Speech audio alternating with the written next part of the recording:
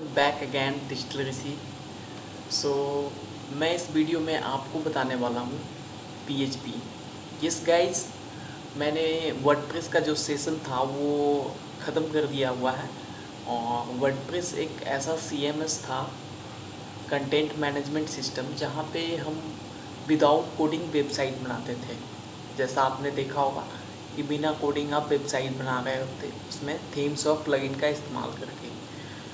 तो WordPress PHP में बना हुआ है और PHP वर्डप्रेस को कस्टम डेवलपमेंट करने के लिए मुझे PHP आना बहुत ही ज़रूरी था।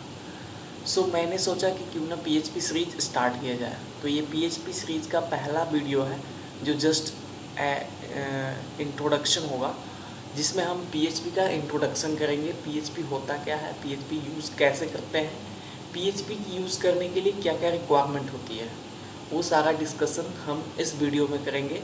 और हम आपको इस सीरीज में कोर PHP से लेके एडवांस PHP तक सिखाएंगे। उसके बाद हम लास्ट में प्रोजेक्ट भी कवर करेंगे। मीन्स हर एक चीज़ इसके अंदर करेंगे, स्टेप बाय स्टेप होगा, सीरीज बाय सीरीज होगा। तो मैंने स्टार्ट कर दिया हुआ PHP। डेली का डेली मैं एक वीडियो अपलोड करता जाऊंगा इसके ऊपर, और नई चीज़ के ऊपर वीडियो होगा। So guys, first of all मैं आपको ये कहना चाहूँगा कि क्या आपने HTML CSS पढ़ा हुआ है? नहीं भी पढ़ा हुआ तो आप PHP स्टार्ट कर सकते हो। यस गाइस, आप PHP स्टार्ट कर सकते हो। सो किसी भी लैंग्वेज को पढ़ने के लिए उसका जो बेस्ट मेथड होता है, उसके वेबसाइट पे आप जाओ और डॉक्यूमेंटेशन रीड करो। सो मैंने भी यही सोचा और मैंने भी उसके वेबसाइट पे गया, PHP के वेबसाइट पे। PHP के वेबसाइट पे जब आप जाएंगे तो आपको ये नज़र आएगा डॉक्यूमेंटेशन में। तो मैंने यहाँ देखा what is PHP। PHP recursive acromion for PHP hypertext preprocessor is widely used for open source general purpose scripting language that is especially suited for web development and can be embedded into HTML. Yes, nice, but that does not mean example. Example आप देख सकते हो यहाँ पे। सो ये complete example नहीं है, मैंने बस आपको समझाने के लिए बताया कि php.net पे जाओ, वहाँ से डॉक्यूमेंटेशन रीड कर सकते हो। सो PHP क्या है? Pre processor hypertext scripting language है। यस गाइज, ये एक स्क्रिप्टिंग लैंग्वेज है। स्क्रिप्टिंग इन द सेंस कि ऐसा लैंग्वेज जो सर्वर साइड लैंग्वेज हो, सर्वर साइड और क्लाइंट साइड। अब ये क्या चीज़ है, सर्वर साइड क्या है और क्लाइंट साइड क्या है? सो मैं बताना चाहूँगा आपको कि एग्ज़ाम्पल के थ्रू, ये जो आप देख रहे हैं ना, इसके थ्रू मैं बताना चाहूँगा कि सर्वर साइड में क्या होता है गाइस। जैसे ये हमारा सर्वर है, this is my server, okay, and this is my PC। ठीक है, जब आप अपने कंप्यूटर, लैपटॉप या मोबाइल फ़ोन्स से कोई भी वेबसाइट ओपन करते हो तो सबसे पहले एक रिक्वेस्ट सेंड होता है सर्वर को। क्या होता है? रिक्वेस्ट सेंड होता है, फिर उसके बाद सर्वर रिस्पॉन्स करता है। मीन्स जैसे सपोज़ आप मेरे वेबसाइट www.digitalreceipt.com पे गए हैं, आपने इंटर किया गूगल के अंदर या ब्राउज़र में इंटर किया, उसके बाद आपने हिट किया सर्च बटन को, तो वो रिक्वेस्ट किया सर्वर को कि भाई ये इस URL, इस एड्रेस पे जो भी वेबसाइट्स हैं उसको ओपन करके दिखाओ। देन सर्वर क्या करेगा, एक रिस्पॉन्स करेगा, वो रिस्पॉन्स आपको फिर यहाँ पे शो हो जाएगा।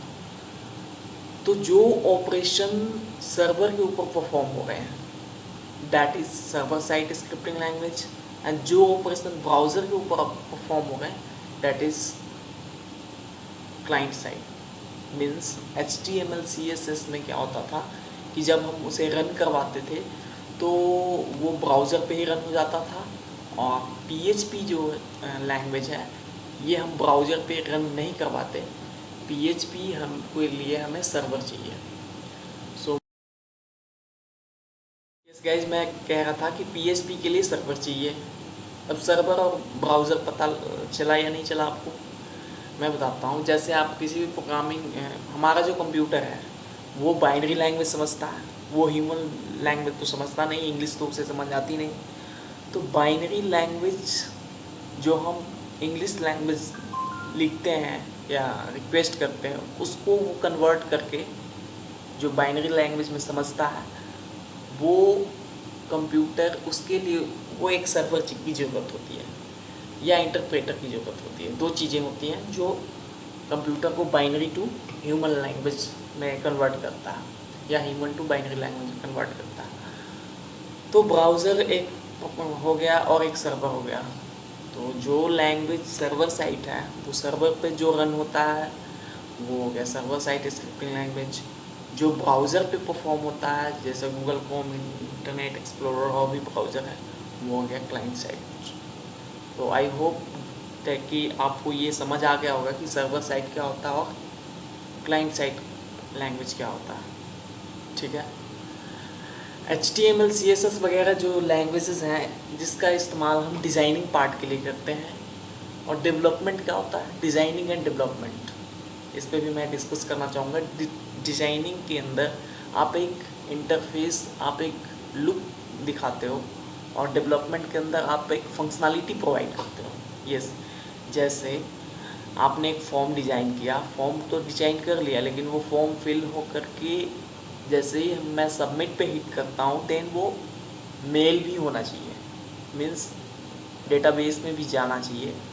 और वो जो डेटाबेस में सेव कराने का या मेल पे भेजने का जो प्रोसीजर है, that is called development. Yes, वो डेवलपमेंट है। तो ये जो PHP लैंग्वेज है, डेवलपमेंट के लिए यूज़ किया जाता है। तो चलिए, इतनी बातें हो गई। अब मैं बताऊंगा कि PHP सीखने के लिए क्या क्या चाहिए। या PHP आप बिगनर्स हो, कुछ भी नहीं जानते हो, फिर भी PHP सीख सकते हो। PHP के लिए आपको एक कंप्यूटर होना चाहिए, आपके पास एक ब्राउज़र होना चाहिए, और आपके पास एक सर्वर होना चाहिए, और आपके पास एक टेक्स्ट एडिटर होना चाहिए। अब ये चीज़ें क्या है, ये मैं बताता हूँ।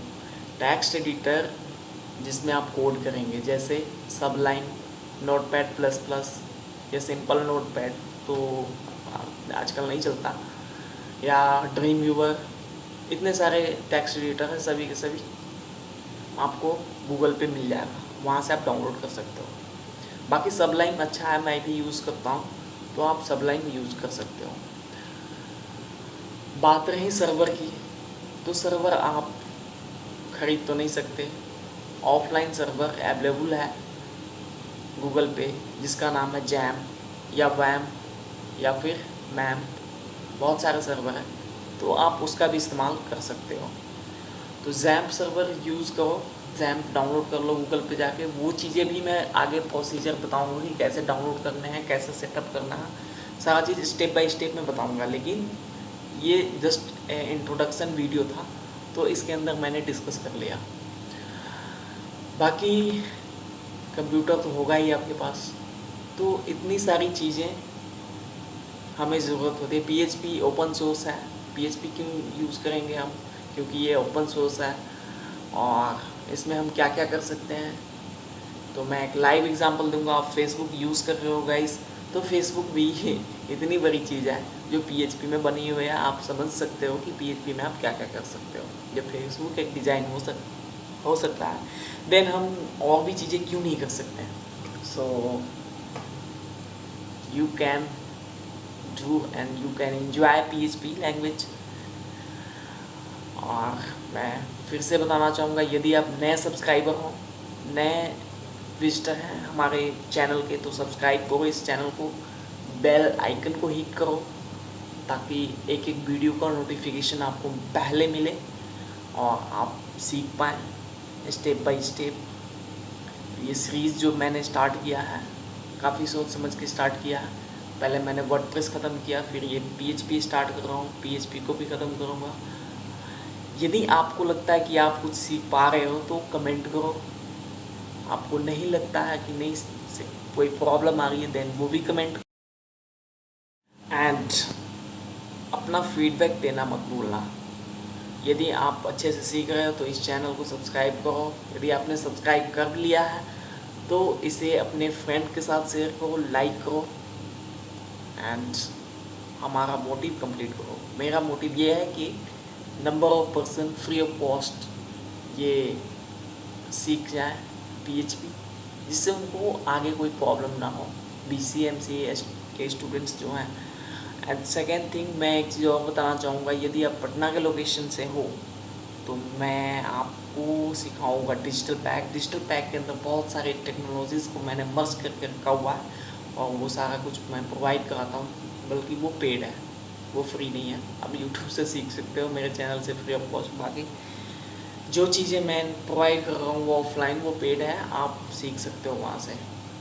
So for the more information you can go my website www.digitalreceipt.com।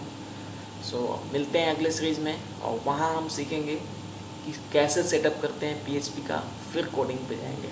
So guys, thank you so much.